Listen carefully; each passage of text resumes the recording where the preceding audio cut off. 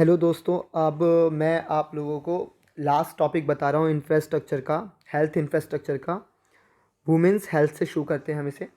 जैसा कि आपने लास्ट में देखा था कि कैसे अर्बन रूरल डिवीज़न था हेल्थ सेक्टर का, तो अब हम वुमेंस हेल्थ की बात कर रहे हैं। जैसा कि बताया गया है कि जो हमारी पॉपुलेशन है उसमें हाफ जो है वो वुमेंस हैं। हाफ पॉपुलेशन इंडिया में वुमेंस का है, तभी तो लीडर्स पॉलिटिशियंस वुमेंस को इतना सपोर्ट कर रहे हैं। उनके लिए बस फ्री कर दिया है, उनको स्कूटी बांट रहा है, कोई उनके अधिकारों की बात कर रहा है, कोई उनको टैब देने की बात कर रहा है, कोई कंप्यूटर, कोई लैपटॉप, कोई उनके हायर एजुकेशन के लिए बात कर रहा है। चलो उनका तो ये अपना पर्सनल कोई मोटिव है, बट हम लोग जो बात कर रहे हैं वो एक सोशल मोटिव के ऊपर बात कर रहे हैं। हमें पता है, यहाँ हम कंसर्न हैं इस बारे में कि वुमेंस हेल्थ वाकई ही एक चिंता का विषय है। क्यों है तो हम समझते हैं इस बात को। तो देखिए, इंडिया में 2001 में जब सेंसस ऑफ इंडिया ने डाटा दिया था कि पर 1927 फीमेल्स हैं, और जो कि 2011 में सिर्फ 919 रह गई हैं।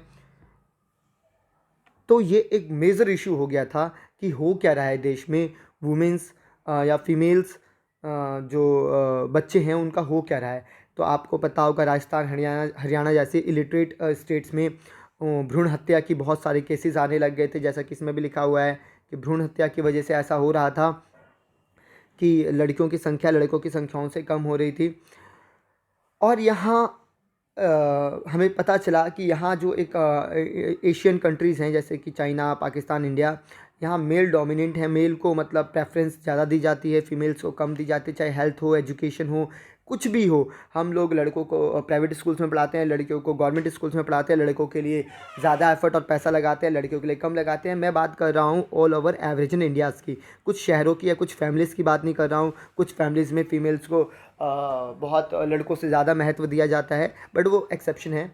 बेसिक अगर आप देखेंगे तो यही होता है कि लड़कियों को कम महत्व दिया जाता है। लड़कियां घर के सारा काम करती हैं, फिर उसके साथ पढ़ाई करती हैं, सेवा करती हैं, दूसरे घर जाना है। और लड़का लड़का तो हमारा अपना है, लड़का हमारे पास रहेगा, हम डिपेंडेंट होंगे लड़के पे। और मैं तो एक हमेशा एक टर्म भी बोलता हूँ कि लड़कों को वारिस भी बोला जाता है इंडियन फैमिलीज़ में, और लड़कियों को बारिश बोला जाता है कि बहकर चली जाएगी दूसरे घर। टाइप थीम्स है हमारे दिमाग में। चलिए आगे हम वापस डाटा पे आते हैं। तो लिखा हुआ है कि 5% जो गर्ल हैं इंडिया की 15 से 19, वो 15 से 19 के बीच ही शादी कर लेती हैं। और शादी तो छोड़ो, कम से कम एक बच्चे की माँ भी बन जाती है। सोचिए, जब उसको खुद खेलने कूदने की उम्र है, इसमें वो एक बच्चे को बर्थ कर देती है। कितना ये एक हेल्थ इशू है। इतने अर्ली एज में अगर कोई लड़की माँ बनती है तो उसका बॉडी जो है डेवलप नहीं हुआ होता इस तरीके से कि वो कैरी कर सके। और अगर वो उस टाइम माँ बनती है तो उसके लिए फ्यूचर में बहुत सारे हेल्थ इश्यूज़ होना 101% कन्फर्म हो जाते हैं। जैसे कि एक एज ग्रुप है, चाइल्ड बेयरिंग एज होती है 15 से 49, जिसमें एक वुमेंस माँ बन सकती है। तो लिखा हुआ है कि 50% married women in the age group, जो 50% हैं जो वो आयरन डेफिशिएंसी को फेस कर रही होती हैं, क्योंकि अच्छा न्यूट्रिशन नहीं होता। सबको खिलाने के बाद खाना है, आपको एक घर के सारे काम करने के बाद खाना है, पहले न्यूट्रिशन वाला खाना सबको खिलाना है, जो बचा कुछ है आपको खाना है। डेट टाइप्स की मतलब इस थीम की वजह से, इस सोच की वजह से यहाँ वुमेंस हेल्थ को कंसर्न करते हुए एनसीईआरटी ने कवर किया गया है। उसके बाद हम आगे देखें तो लिखा हुआ है कि भाई अगर मैं भी यहाँ आपको बताना चाहता हूँ कि अगर आप इस कंसर्न को देखेंगे नहीं, वुमेंस हेल्थ पे सोचेंगे नहीं, तो आगे प्रॉब्लम और ज़्यादा गहराती चली जाएगी। क्योंकि सब नॉर्मल सी बात है, एक वुमेन से आने वाला फ्यूचर भी है और पीछे वाला पास्ट भी कनेक्ट है, प्रेजेंट भी कनेक्ट है। इसलिए इनके हेल्थ के बारे में तो ज़रूर सोचना चाहिए। इनकी प्रॉपर डाइट होना चाहिए, इनका क्योंकि देखिए कहने को है कि वैसे मैं आपको बता दूं कि इंडिया में बहुत सारी ऐसी बीमारियां हैं जो ऑलमोस्ट हर दूसरी वुमेंस को होती है। जैसे ब्रेस्ट कैंसर हो गया, और उसके बाद आप देखेंगे कि एबॉर्शन वगैरह भी फेस करना पड़ता है बेचारियों को। तो आप देखेंगे बहुत इश्यूज़ है वुमेंस के साथ हेल्थ को लेकर। बट धीरे धीरे अब सोच बदल रही है और वुमेंस हेल्थ को हम प्रेफरेंस दे रहे हैं। बट तो इसलिए एनसीईआरटी ने इसमें कवर किया है कि जो भी बच्चा आज 12th में है वो आगे बड़ा होगा, कमाएगा और वो भी एक लड़की का पिता बनेगा, एक लड़की का पति बनेगा। तो वो ये समझे, एक माता का पुत्र बेटा बने है तो वो समझे कि कैसे उन वुमेंस हेल्थ एक कंसर्न है और वो उसके लिए इनिशिएटिव ले। आगे हम पढ़ेंगे कि हेल्थ जो है वो एक इम्पोर्टेंट पब्लिक गुड्स है, जैसे कि बस पार्क, वैसे ही एक हेल्थ भी बहुत इंपॉर्टेंट पब्लिक गुड्स है और सबका राइट्स है कि वो सबको मिले, सबको मिले, सब तक पहुँचे। इसके लिए क्या करना है, तो डिसेंट्रलाइज करना है। गवर्नमेंट को अपनी पब्लिक हेल्थ सर्विसेज को डिसेंट्रलाइज करना है ताकि हम लॉन्ग टर्म में बीमारियों को हरा सकें। इसके लिए एजुकेशन बनाए, इसके लिए हम हेल्थ इंफ्रास्ट्रक्चर्स क्रिएट करें ताकि लॉन्ग टर्म में हम बीमारियों से लड़ सकें, इसको दूर कर सकें। हम हाइजीन का ध्यान रखें, हेल्थ अवेयरनेस का ध्यान रखें, एक ऐसा इफ़ेक्टिव सिस्टम बनाएं जिसमें कोई भी बीमार ना हो। तो इस तरीके से हमारे को समझना है और साथ साथ उसने मॉडर्न इकनॉमी के अंदर टेलीकॉम, आईटी सेक्टर्स का भी रोल बताया है कि बहुत इंपॉर्टेंट रोल है हेल्थ को लेकर।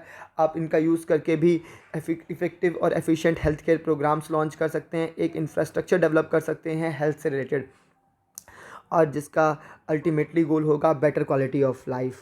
देखिए, मैं आपको पहले ही बता चुका हूँ कि हेल्थ जो है उसका एक बहुत इंपॉर्टेंट पार्ट है बेटर क्वालिटी ऑफ लाइफ। एक बीमार व्यक्ति कभी भी एक अच्छा जीवन नहीं जी सकता।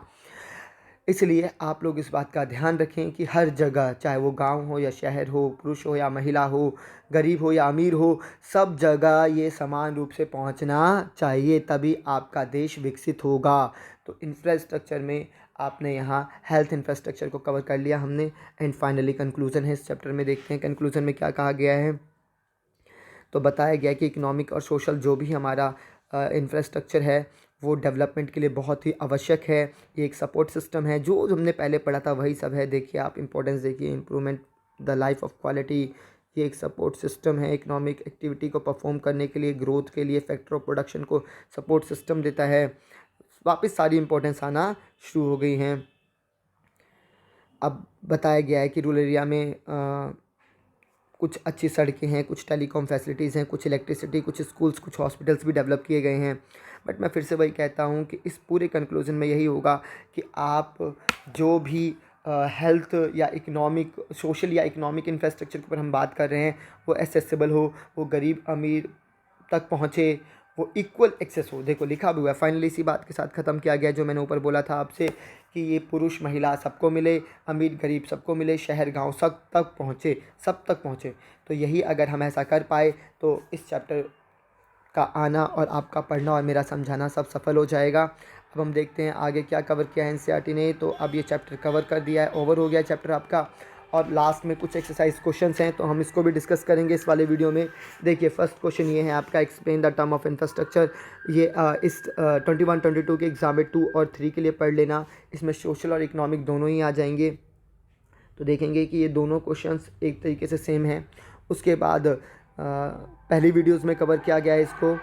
इसके बाद अगर आप देखेंगे,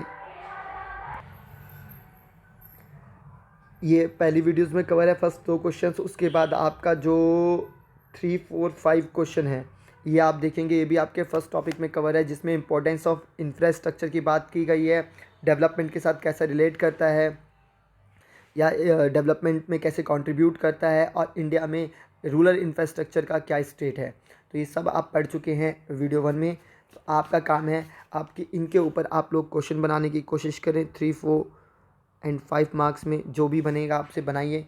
ये 3, 4, 5 के लिए, वो 1, 2 के लिए है आपका। और इसके बाद अगर आप जाएंगे तो देखेंगे कि एनर्जी कट चुका है, तो ये सब हमारे सिलेबस में इस बार कवर नहीं करना आप लोगों ने। ये भी नहीं करना, ये भी नहीं करना, ये भी नहीं करना, चलिए 14 भी नहीं करना है। अब 15 क्वेश्चन फिर आप देखेंगे तो हेल्थ में आता है, main character of health of the people of our country. तो इसमें आपको बताना है भारत के अंदर कैसा है हेल्थ स्टेटस। उसके बाद टोटल बर्डन ऑफ डिजीज़ आपको देखना है, ग्लोबल बर्डन ऑफ डिजीज़ है बेसिकली, ये टोटल बर्डन ऑफ डिजीज़ नहीं है, ग्लोबल बर्डन ऑफ डिजीज़ है। ये भी आपने कवर कर रखा है। तो ये 2 मार्क्स के लिए कवर करना है आपने, ये 3 या 4 के लिए कवर करना है। हेल्थ केयर सिस्टम 4 और 6 के लिए करना है। वुमेंस हेल्थ कंसर्न है, ये आपको 3 और 4 के लिए करना है।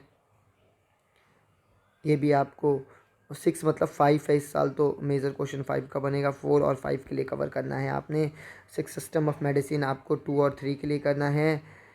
और increase the effectiveness of health care program से भी आपको 4 या 5 के लिए करना है। देखिए नॉर्मल सी बात है, सारे क्वेश्चंस आपको समझ आ जाएंगे। आपने अगर वीडियो सुनी है, समझी है, तो आप हर एक क्वेश्चन का जवाब दे सकते हैं। और आप कोशिश करें कि इनमें आप जितने जितने मार्क्स का मैंने बोला है उतने पॉइंट्स निकाल सकें, और एक अच्छा सा नोट बनाएं और मुझे शेयर करें। जिसका सबसे अच्छा होगा उसको मैं 101 रुपये का इनाम भी दूंगा। नॉर्मल से क्वेश्चंस हैं, एनसीईआरटी के पॉइंट्स कवर करते हुए तुम बड़े आराम से इसमें क्वेश्चंस बना सकते हो।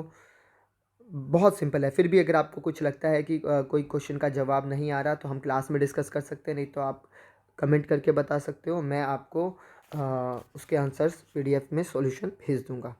चलिए तो टाटा बाय बाय। अब हम अपनी नेक्स्ट वीडियो पे मिलते हैं नेक्स्ट चैप्टर के साथ। आप सभी लोग इसे अच्छे से करेंगे, आपके 21 22 के लिए बहुत ही बेनिफिशियल है ये।